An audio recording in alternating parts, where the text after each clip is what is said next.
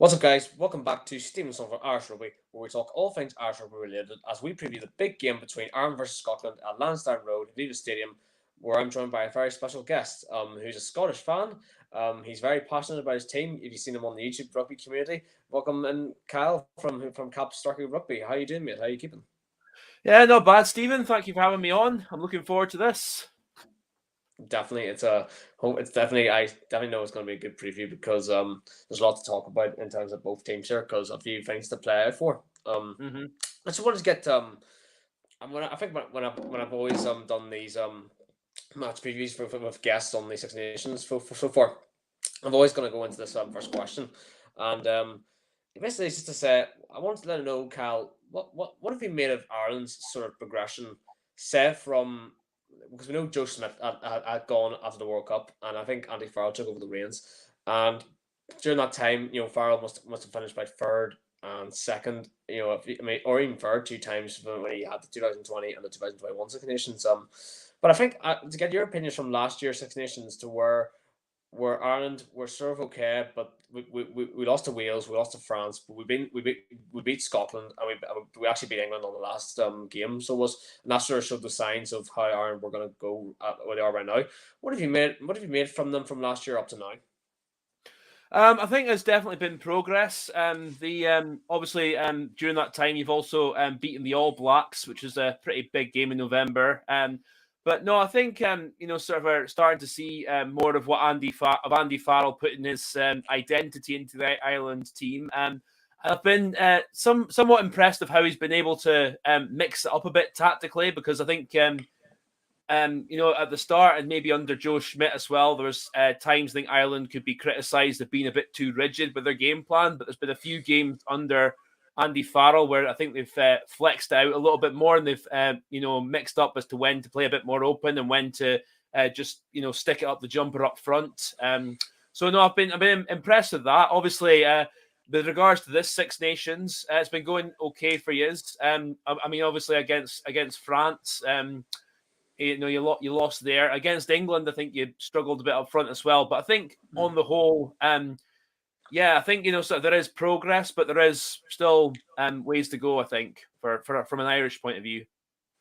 Yeah, I mean, I totally agree with what you say. I mean, what I would say to that is yes, you think that when we lost to France a few weeks ago, we did lose, but before we actually put in a really good performance, I thought, from that, and which was very rare for Irish teams to do that. To be fair, if you've lost a game, you come out in a good side of it. But I think maybe because we all praised Joey Carby a bit too much because of how good he was playing. Then after that, we had Italy, and it was a bit of a slugfest, to be honest, kind of boring, and that's really what I expect from the Italians. They haven't really shown me anything that they're going to make any progress. When you've got a two. Sorry, Stephen. When you've got a 2-man advantage for majority of the game as well, it kind of takes away from the contest. That's why I don't like going down to the whole red card situation if it's for us, because if say the other team gets the red card and we don't have a red card, it doesn't help. No matter what, it does not help, because no matter what, that I've seen that with Ulster and Munster. If when Munster went down to 14 men and we stayed with 15 men, we ended up losing the game. I think for some teams that they struggle with that. You know what I mean? And Italy, was one that to forget about, definitely. And then after that, England, like you said, we won the game, but it was very sort of England were sort of like dominating. I think Ireland did well the first, Ireland did well for the first 10 minutes, and then after that, just thought Ireland. I think Ireland are going to be really digging themselves here if we lose this game, because England are really showing that they're putting in a big performance, and that's what I predicted before the game. I knew England were going to come out and they were going to put in a performance. After the few performances which weren't too good, and you know what, they might have lost the game, but they actually showed a bit of pride. And Ireland on that, Ireland on that hand did kind of were sort of mid all right, but didn't really do anything to make me happy. But it all kind of leads up to now, really. I'm gonna say, from to get your thoughts on what Scotland's been like so far. Like I think when we see Scotland, hoping that if as a neutral you expect them to do something. I think when they beat England in the first round, you had this sort of feeling that we've seen it before. Let's hope this is actually some signs that Scotland could do something. And I think we were all hoping. I think the way you were used to going into the Wales game, and I kind of had Scotland the favourites because Wales got battered, in Dublin, before that, and you thought that this could be a setup for a good match. I think it was, but obviously Scotland just ended up short. Wales ended up winning the game. And, I think after that, you kind of you lost to France, kind of heavily, but you did all right sort of in the first half. And then you had Italy last week. You won the game, but you just weren't. It wasn't really a good performance. You would think from a Scottish perspective. I think right now, how have you made a Scotland's progression, and how do you see that also maybe going forward? For 2023 World Cup, if Gregor Pedersen is still going to be in charge. He's still going to be no, he's definitely still going to be in charge then, I think. Frustrating, really, because after last year where we, beat England and France away, and I thought we were on the up, and then this season we've just had an attack that's just looked so pedestrian very often, and we've had our some of our key players just not performing at the races, most notably Finn Russell, this Six Nations, and it's just kind of frustrating because we played well against England, we barely had the ball and we won, and then against Wales we had enough possession to at least win that game, but we didn't do nearly enough with it, and we seemed to go into our shells there. And then France, I can actually give the French credit because they were absolutely excellent in that game, but from our own end, we didn't help ourselves defensively. We were so passive a lot of the time, and basically just I said didn't help ourselves. And against Italy, we were okay, but it's just kind of annoying how we sort of switched off near the end, and we had a few moments of just stupidity in the game as well. So it's just, I think, just really frustrated at where we're at, because I was hoping we'd be at the very least in competition for maybe winning the thing going into this game. I'm not saying we would have won it, but and maybe if we'd gone at least 3 out of 4 games going into this one, but as it is, it's 2 out of 4. So we're going into this one playing for pride, and hopefully it's 12 years since we last won in Dublin, and before then it was 12 years prior to 2010. So I'm trying to see that as an omen going into Saturday, to be honest with you, Stephen. Yeah, I mean, I think when you mentioned Finn Russell, I think an excellent point, because I wanted to get your thoughts on that. Because I think we'll get into it whenever we get into the lineups. But are you surprised that Finn Russell hasn't really stepped up to the plate? If you look back on the Lions summer tour, and you remember that last test the Lions played, Dan Bigger and Owen Farrell were not impressing me at all for that whole tour before that. And then when Finn Russell came on, you just immediately saw that. He could have been the Lions number 110, because he just did so much better, in my opinion. To get those performances done from the Lions that we needed. Yeah, unfortunately we ended up short, but I wanted, after that I just thought Finn Russell should, if he would have stayed fit, that he should have been our first number 10. And but right now, like you said, he hasn't sort of stepped up to the mark, and you have this leader. You need this leader to sort of do that for any team. Are you kind of surprised of his downgrade so far in this tournament? Well, the thing is with Finn, he's he can have its moments where he still looks to be a bit of a maverick, and there's been a few times he has showboated, but he hasn't needed to. But what is really disappointing me with him is there's times he's just been so lazy with how he's been playing. Against France was a good example. That opening try that France got was just a terrible kick, and then he was just practically jogging across as France were counter-attacking, which is I think I hate to quote Shane Horgan here, because I'm not a fan of him as a pundit, but he was absolutely spot on when he said it was just absolutely pathetic. And there's just been other times he can, the Italy game was actually a good example, because he throws an excellent pass to the Sam Johnson try, and then later he tries to throw a similar pass almost in his own 22, and Italy intercepts, and it leads to an Italian attack. It does eventually lead to us intercepting and scoring, but it still was just a silly pass. So it's just really frustrating watching him just now, because you see how well he plays for Racing, and you obviously touched on that third test of the Lions, and that is what he is capable of. And he does have a pack of forwards with Scotland that I do think can give him a good enough platform to do more than he does, but he's just so inconsistent. And I'm also been disappointed with how often he's been kicking the ball as well. I think he's been overdoing that too much of this championship. Yeah, definitely. I mean, I also want to get your thoughts on because recently I had a look at there was a conversation on off the ball yesterday between Andy Nicol and the guys from off the ball, and he Mhm. was going on the point of how Scotland sort of go forward after this in terms of especially in their future because he pointed out that the academies from Scottish rugby at the moment are not really shining. Like I think I might have heard him saying that I think that Scotland finished bottom of that pile. Do you think that Scotland's future is good, or do you see with Andy Nichol's side that may need to really be serious about how these guys come through are really played out well? Um, in terms of our academy system, there's a lot of improving to do, and I think we need to try and get a third pro team back. Sometime I've been screaming this for years, but whether the SRU will actually go through with that, we've not seen any signs yet. Hmm. No, but I don't know, like because I think we've got a pretty good crop we've got in the first team, but I think we've just overplayed our hand with getting foreign imports in a bit too much.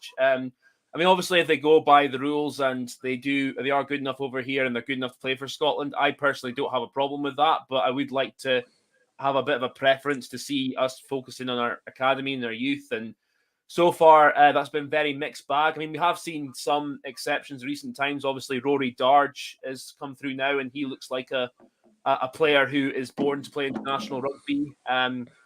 Yeah, there's apart from him, there's no one really that sticks out to my head in the last few years that thinks, yeah, that's that has come from the Scottish youth system. I mean, I think so. There's a lot of work to do there. Yeah. Yeah, I mean, it's strange because when I look at the Scottish clubs like Edinburgh and Glasgow, for example, in the URC this year, I mean, they're right near the top. And I think you look Mm. at Edinburgh, for example, they've been really showing, apart from their few results they've had. I think Edinburgh have, really, pinned this United Rugby Championship is near enough competitive, enough standard with the likes of Ulster and Leicester. I think Leicester being obviously the number one. Um, I mean, is this not strange for you to think that these guys playing well for Glasgow and Edinburgh this season, and they go into the international rugby, and you kind of see this form which you didn't want to kind of see, and you thought Scotland would have been in the form? Well, I don't know. It's because we still don't do all that well in Europe, the Scottish clubs, in all honesty. So yeah, I mean, I just see like there is a big step up from the that I don't know. It changes name every year. The Pro 14 leagues, like they set those leagues and international rugby. So as much as like Glasgow and Edinburgh generally do well, still going up to international rugby, it's a different beast, and the teams we're up against, especially like Ireland, have generally very settled teams, and the systems they have for players coming through is a lot better than us, and you've got a wider pool of players to pick from as well. So yeah, that's Hmm. all that plays a factor, I think. I think, yeah, definitely. I mean, I would think that I think that some of these guys in Scotland, I think more experience can definitely help them. If you get them more game time, especially in Europe, then I think for me, if you're a young rugby player trying to break out, it's going to take you time. Like look at Ty Furlong. I think it was in his mid-20s before he kind of broke onto the scene. I'm not saying Mm. that these guys are similar ages, but I think if Scotland for me going forward get over this and they can have a look back on the draw board and go right, there's something we have to tweak here or change here.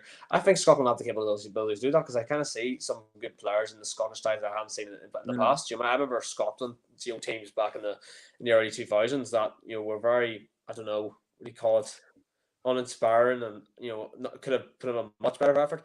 Like I do You had to, remember, but that's all I remember from Scotland. If I'm being honest, especially at the age I remember. But but I think at the moment, like like I said, I think these Scottish sides that I've seen so far, especially the likes of Gregor Townsend, has kind of transformed Scotland into a way that's so kind of competitive that you can definitely get behind. I think for me, Scotland will hopefully fix this and hopefully show some bit of competitive side before the World Cup, in my opinion, and I hope they do that.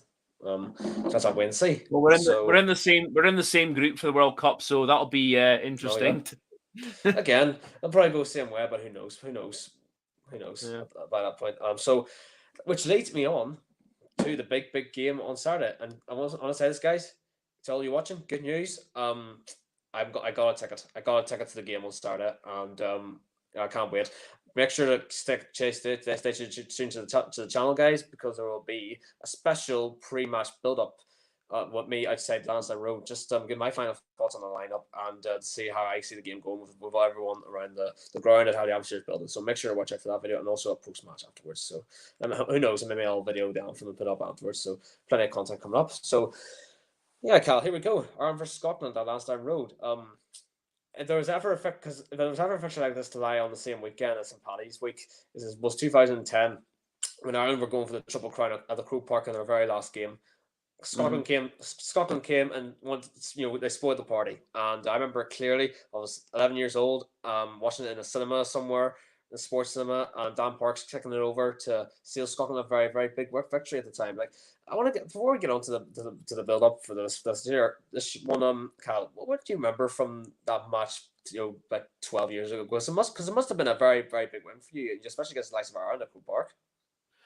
Yeah, well, I remember I was 17, still staying at home with my folks at the time. I just, main memories are the Johnny Beattie try when we were 7-3 down, I think it was, and then we got a breakaway try from him, and we didn't score tries very often at that time.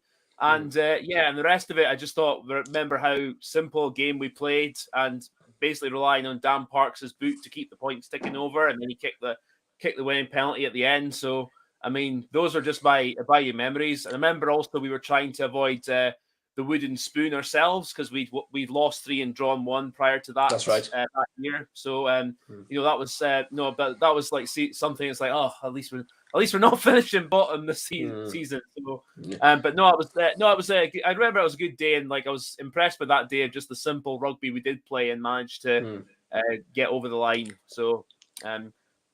I just remember as an Irishman and watching it with my family and the rest of the people in there was because there were I think there were 3 Scottish fans down the front row, and you just couldn't help but kind of you feel deflated, but you kind of feel happy for them as well, because at the time when I remember Scotland sort of near first and fifth or fourth, kind of constantly, you just kind of thought they've got their moments. Scotland have that's what kind of what with that you think that's kind of what the Six Nations is about, mate.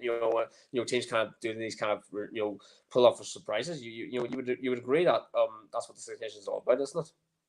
Yeah, I mean, the thing is, I think now apart from Italy, who's like standard rugby is just still far behind the rest, but I mean, any of the 5 nations that can beat they can all beat each other on their day. So that's always the. Yeah, I think that's a special thing. I think for me at the time that was very unheard of. But I kind of fair play to Scott, but it kind of denied us, the Triple Crown, and I was a bit kind of upset about that. But which kind of leads me on to 12 years later, same weekend, same game, same circumstances. Ireland going for the Triple Crown, Scotland kind of on the trot with. We're not going for wooden spoon. No, we're trying to avoid death. Yeah, I know. Are you on 3 losses by my understanding? Is it 3 losses? No, two losses and two wins. Okay, 2 wins and 2 losses for Scotland. So, to get your opinions, mate, from a Scottish perspective, if you to make it say 3 wins out of 2, you would think that this is now a very, very big game for Scotland to hopefully turn up, especially against an Ireland side that be the All Blacks back in November, and they've kind of shown that they've got the qualities to maybe go on and progress in the World Cup potentially in 2023. Like, you would think that Cal, that Scotland would have those sort of hopefuls for hopefully the start. How do you see this going?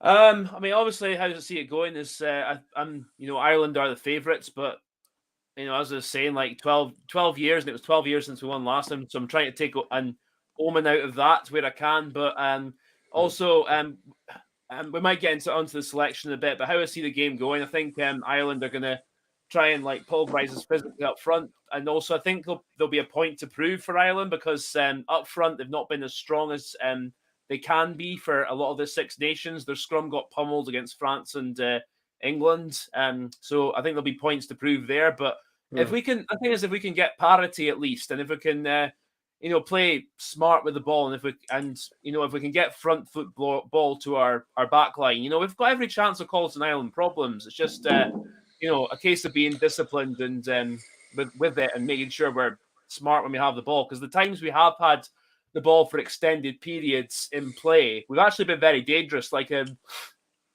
against Wales and France, the tries we scored in two of the tries we scored in those games, like we're just patient build up. We kept going through the phases, and then the opportunities presented themselves. But we've had too many moments this Six Nations where we've tried to just force the play when it's not been on, or we've made silly mistakes, and that's you're never helping yourself if you do that. So yeah, I think if we can cut out the errors and make sure our backline's got front foot ball, we've got every chance, but it won't be easy at all. Oh no, definitely. I think which leads me on to the point of where actually confirmed today from both teams, our lineups have been confirmed. I'm going to start off with the Scottish perspective for you, Gal. Pierce Cheeseman is a number one who plays for Edinburgh. We've got number two, George Turner, Free Sander Ferguson, both Glasgow. Johnny Gray for Exeter, Grant Kilchrist for, I think it's Edinburgh again. Yeah, Edinburgh. Yeah, 6, Rory Darge, 7, Hamish Watson, 8, Matt Ferguson, and 9, Ali Price. Don't know if this is a price one, but Blair Kinghorn comes in from Finn Russell due to Finn Russell's kind of form. 11, Kyle Stein, 11, Sam Johnson, 13, Chris Harris, 14, Darcy Graham, and 15, the captain himself, Stuart Hogg. What have you made of the lineup today, Kyle? And especially seeing the likes of Finn Russell being on the bench for the head of this game, Blair Kinghorn coming on. What have you made of it? I think I'm not surprised that Finn's been dropped because I think the way he's been playing, he had to Gregor had to do something eventually, and if he wasn't like prepared to put in like the effort at times, then sort of that's not good enough. I personally would have picked Adam Hastings at 10 because I think he's a bit more solid. Blair Kinghorn's been going well at 10 for Edinburgh this season, but I think international rugby is a big step up, and when he did come on at 10 against France, he had one good break where he set up the last try of the game, but his overall game, I still think his control of a game is very questionable, and the defensive side of the game, which I'm expecting Ireland with Bundyaki at 12 to try to test him out there, and as well as the back row you've picked, of course, I expect him to be tested there. I mean, I've just got question marks over those sides of his game, because if, like I said, if our pack can give him front football, I think he's capable of actually creating things and doing good things. But again, it's on the back foot. It's like, can he dictate under pressure? Defensively, can he handle it? Because the big boys coming down his channel. So those are the main question marks I have there. But the rest of the team, I think, is pretty much as good as we can pick right now. Yeah, I'd agree, and I think what I've taken from seeing Blair Kinghorn in the side for Sarda, it's one of those situations where I've seen so much in rugby history. Whenever someone's picked, been dropped, because their performance and else comes in, they kind of rise to the occasion. I think I see Blair Kinghorn, putting in a good performance, because he'll want to put a stake in this claim that Scotland will want to put off another, hopefully, an important and another statement win. Think, and kind of Scotland, sort of showing that they're not the finished article, like going to Ireland and winning there and kind of avoiding the 3 losses. So I would think Blair Kinghorn is someone who'll definitely take that opportunity on Saturday, which now leads me into the Irish squad. Number 1, we've got Cian Healy. Number 2, Dan Sheehan. Number 3, Ty Furlong. 4, Ian Henderson. 5, Ty Byrne. 6, Keelan Dars. 7, Josh Van der Vlier. 8, Jack Conan. Number 9, Gibson Park. Number 10, captain, Johnny Sexton. 11, James Lowe. 12, Bundyaki. 13, Gary Rimrose. 14, coming into the side of ahead of Conway is Mac Hansen.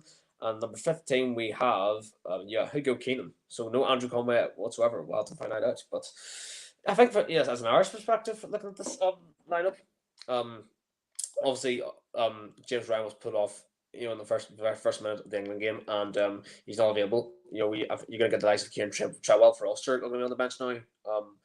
In Henderson, Type Brown going to be in there. That's all right. But I think for what I see for the going ahead of this game, mate, is whenever you saw the game last week, the amount of scrums and the amount of penalties Ireland gave away was so much that I nearly was like, what is this? This is so unheard of. Like Cian Healy, Dan Sheehan, Ty Furlong, those 3 are going to be the same number 1, 2, and 3 that gave away so many penalties last week. I think that if there's anything from an Irish perspective to avoid, that you can't do that, especially against Scotland, who are going to be hungry, coming to Dublin. Yes, and Dave Kilcoyne and Finlay Bean were number 18 and 17, with Rob Perry number 16. If there's anything that Ireland cannot do, is doing the same mistakes from last week. And do you think there's anything made from the Scottish pack that could, if it ever comes to scrum time, that they can give those 1 and 2 and 3 for Ireland problems? Yeah, I think Schumann and Fagerson are very capable props in their position. I mean, Xander Fagerson generally in the last couple of years has improved a lot in the scrummaging side of his game. So I think he's definitely got in him to give Healy a few problems. I think he did a couple of years ago, if I remember rightly, when we went to Dublin. Yeah, I think. But I mean, Schumann's he's a sort of South African scrummager, big boy. But I also think Ty Furlong will have a point to prove because he's not been in the scrummaging department. He's not been at his best this Six Nations. So I mean, I think that's going to be very interesting, and he'll be going in after again showed him up quite a bit against England. But he'll be wanting to prove. So that makes me wary. But I think we've got players who are capable of at very least keeping it steady in the scrum time when needed. Yeah, definitely. For me, for what I see of the squad, the best we can pick so far. I hope that from an Irish perspective that we can actually go ahead and win the Triple Crown, because it's gonna be my first time hopefully seeing a trophy left from one of my teams in person. But it will not surprise me at all if Scotland showed up. I'm not writing this game off whatsoever, unlike other fans. You know what I mean? Scotland, are going to come with aggression. They're going to come with passion. I think Scotland are hopefully going to write up the mistakes they've made in the last few games. They are going to want to make a point, because I think Gregor Townsend is not going to go on a loss here. You think on this last game, he's going to want to go try and win this. Do you think there's any way, any dangerman from the Scottish team that can actually get Scotland kind of over the line if they could? Well, I think Ali Price has been playing against Italy, played very well and was back to his best, and he's on his day he's capable of exploiting opposition defenses. But and obviously Stuart Hogg at fullback as well, Darcy Graham on the wing, those are at the moment I'd say the sort of main X factors we've got in our back line that on their day can tear any defense apart. I'm a bit with regards to areas of concern, like attacking wise and centre, I think both Johnson and Harris, they're both decent defensively, and Johnson is decent at doing the sort of the crash ball stuff and running good lines. But on the whole, I want to see a bit more from them in attack, because I feel like they don't offer as much as they could do against the bigger teams. So that's where I think if we can get a bit of a platform, I'd want to see more from them, and I'd want to see obviously Hogg getting into the game. I want to see Darcy Graham getting into the game. So yeah, that's like you said, Carl. I think those are definitely danger men from Scotland. We're going to have to look out for. And we're all going to hope for a good game from an Irish perspective and a Scottish perspective that goes which way. Oh, I just hope from an Irish perspective would actually go ahead and win the game, because obviously, if you can't remember, we're not also going for the Triple Crown. We're going for the title. Yeah. So France England is going to be a big part afterwards. So I hope for an England win. But France at the Stade Francais, my God, that's going to be a tough task. I mean, Stade Francais. I think the Stade Francais is one of the best stadiums for the crowd noises. Like it's so irritating and so loud that it helps them, in a way that you can't barely think about. So let's just hope England win. There'll be obviously we have a few players, but we'll have to win. See, It all comes down to Ireland though against Scotland. Which leads me on to the last question before we sign off. Score predictions. How do you see the game going in your score predictions? But Ireland by 7. I'll say that. Okay, I think it's gonna be Ireland by 7. Something like that. Okay. I'm gonna go for an Ireland for 14-point win. I think Ireland will win by 14 points in the end. I think we've got the capabilities. I think we do see that. I do see that happen. But we'll just have to win and see. But I'm gonna go for, if it's 14 points, I'm gonna go for a 25 to 12 to 11-point win. Okay. And that's my score prediction. So that rounds up the match preview ahead of the big game on Saturday. Big thanks to Kap from Kap Starkey Rugby for coming on today. Just let the viewers know and everyone else know on this channel, like where we can find you and what content you made. Yeah, just look up Kap Starkey Rugby on YouTube. I've got my rugby videos there. I mostly do match reviews. I probably won't have any out till Monday next week. I also occasionally do podcasts on other channels, and so just look up Kap Starkey Rugby, and my details are there. And that's it. Good stuff, great content over there. You have to go, guys, check him out. He's a really passionate Scottish fan. Like, he really gets behind it. So make sure and give him a like and subscribe. Thank you all.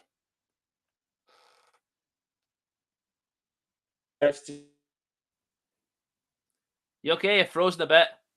Back. Yeah, that tends to do that, the connection, but it's all good.